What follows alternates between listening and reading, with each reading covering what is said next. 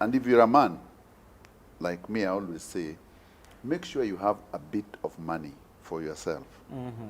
Because women, have you seen the way the roads are constructed? And this is an analogy I use a lot. The tractor will always cut down trees, pave the road. The moment the road has been tarmacked, that tractor is not allowed to use that road. Yes. Why? They'll tell you that the tractor will spoil that road. So that's how a man's life. A man's life is that when you will carry the heavy boulders, educate the kids, and do everything.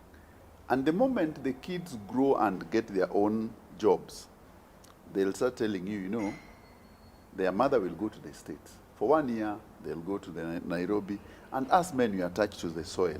Men are attached to the soil. Yeah. Okay. In that, where I'm seated here, I'm thinking of my land. Because you're territorial. Yes. I'm thinking Because it's now your territory. I want to see what has been planted, what can we harvest, the homesteads, you know, those things. But the women do not think that way. They're not wired that way. Yeah, they invested in their kids. They've This is invested in their project. kids. Yes. So when the kid moves to the States, they want to go to States. So you are that tractor. So that man has just done his duty. He was just a tractor which was making the road. Yeah. The road has been paved. Now he cannot use that road. Yeah. So he's back to square one. And that's why I always tell men, I support this polygamy thing. Is your wife listening? Yes, she's watching. She's watching. Mike texted hi, CEO's wife. This polygamy thing helped African men Yes. in that when your wife has decided to go and meet to stay with the kids, you have a young girl there to take care of you. It is allowed. It is not a crime. I sort of Well, if agree. I can chime in Yeah. at that point, I think various things come in here.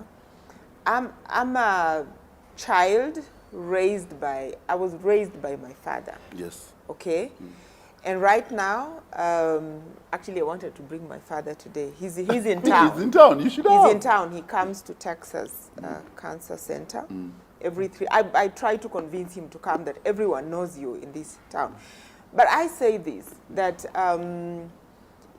I think so that the dynamics are changing. There's the parenting. There's just a generation of parents. They would arrive home, they just and the whole household goes quiet. So there's no personal connection. There's no really. connection. It's a parenting issue. And some parents are actually toxic. Yeah. And some fathers were actually toxic. I have an amazing relationship with my father. We sit, we talk, we've become more of friends right now. So we are best friends. So I'm not seeing how I'm living a best friend there. Somebody true. I call like almost daily. I want counseling on this and this. I want that. How are you? How does that relationship transit from, yes, I love you, daddy, whatever, to you're busy cooking ugali alone? And you know, I tell you one thing. I think it's people's interpretation. Has that man complained? Yeah. Some men at that age just want to be by themselves. Yeah. They don't want to be disturbed. They are okay to be how they are. Yeah? So I think the question we should be discussing is, if you allow me to introduce something else on top, is, does it mean so that when women, especially in a marriage situation, when they've already made themselves, they no longer need the men, which is something you've alluded to. 100%. Women walk into a relationship or marriage, 90% of women, unless you have money, education, and skill set. The rural woman walks into this marriage with beauty and trust. And with beauty and trust, the man is swept off his feet and he thinks, oh, this is everything I ever wanted. Then after 6 months, the woman becomes richer. Over 2 years, she gets more money, more land and shares and all this. And the woman starts asking herself, What am I do I doing really with need this this one? guy? Yeah.